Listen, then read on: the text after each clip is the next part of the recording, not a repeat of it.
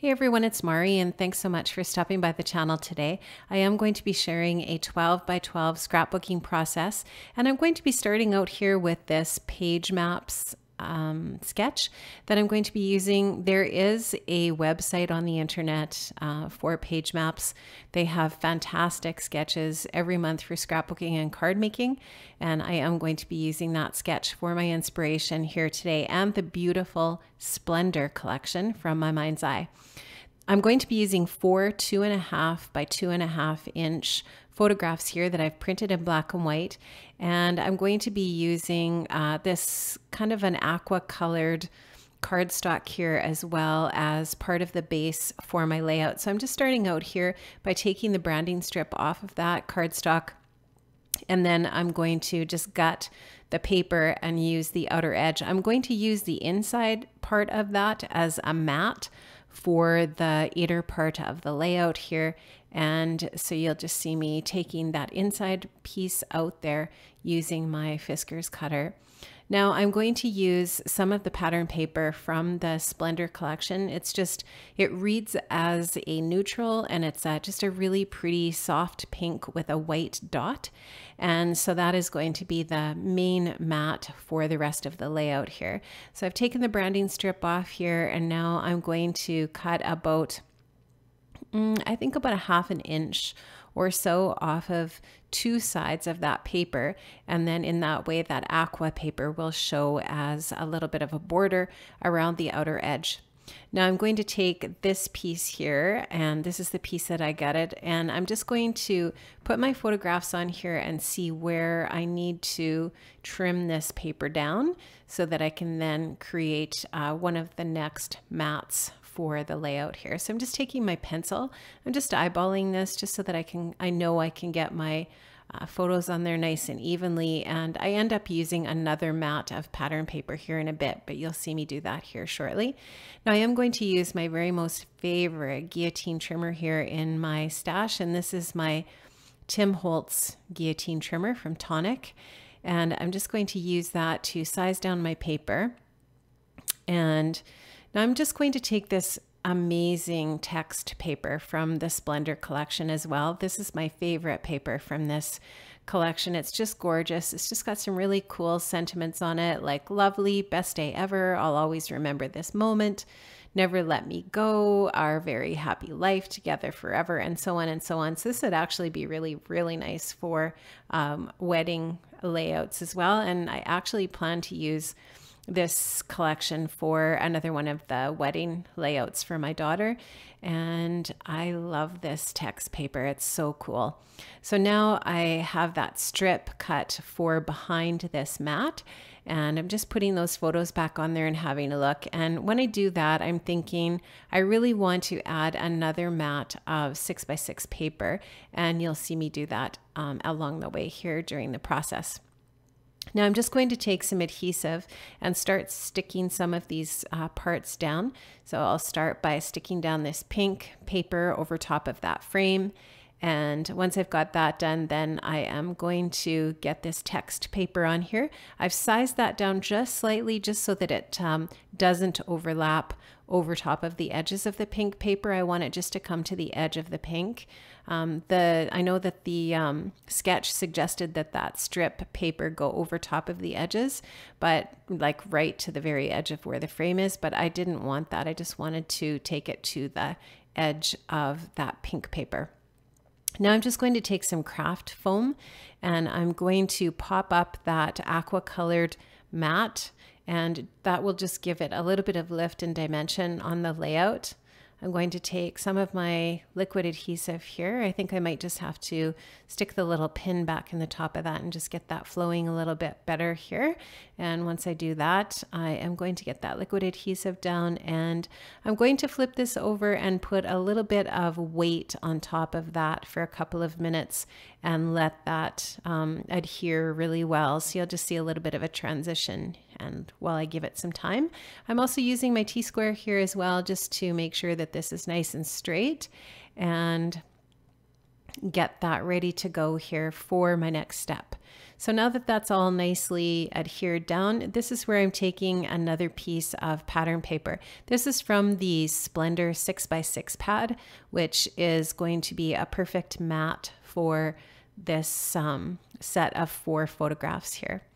And it just leaves a little bit of space below. You can see that about an inch below that 6x6 paper, where I'm actually going to use some alphas, or actually some phrase stickers, to add a little bit more detail to the layout.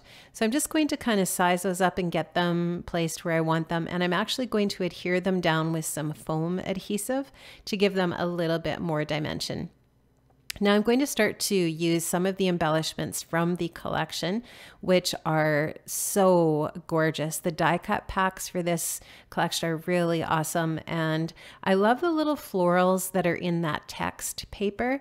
And there are die cuts that match that specific floral perfectly. And those are the florals that I wanted to use on this specific layout.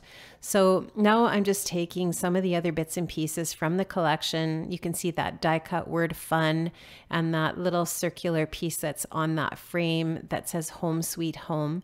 I'm just going to have fun using the chipboard and the die cuts, the enamel dots and so on, the sticker sheet, and you'll just see me placing some of those bits and pieces here and there on the layout as I go. Now, the theme over at Scrapbook Nerd this week is home, and anything to do with what we do at home or our home wherever we live, that kind of idea. And so what I'm documenting here today is some photographs of my scrap room, my crafty space.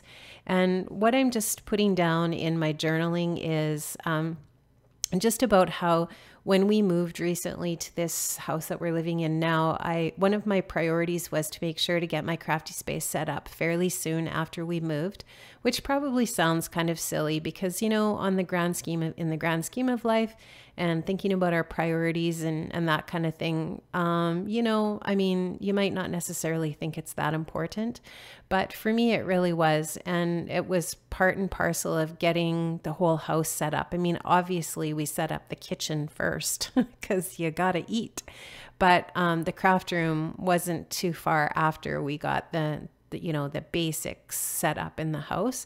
And I was really grateful to have had the support of my husband and getting it all ready to go and things put together. My son-in-law helped lots too, and we got the crafty space put together. You know, the pictures show that it's not that organized yet. It really isn't. It's kind of a hot mess a lot of the time because right now we're only here on weekends until the end of June when we're both fully retired. But it's just that I'm doing the best that I can, I guess, with the time I have right now to get it organized. And slowly but surely it's coming together. It is becoming more and more organized as we go. So that is a good thing.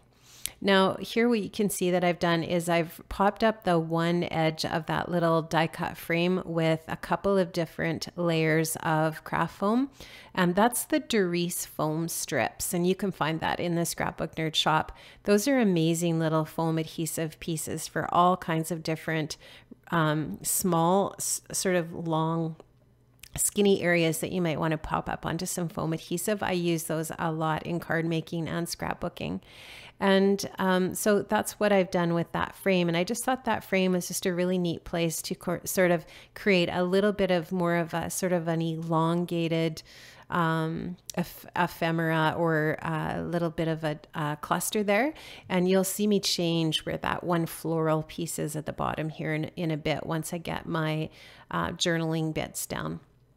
So I'm going to take some of the really dark, sort of a teal colored enamel dot here and put those in 3 different little cluster areas. So I've got kind of a little cluster at the top of the layout on the left where that little chipboard birdie is. And then I've got another little cluster where that die cut shape, kind of an oval shaped die cut at near the bottom.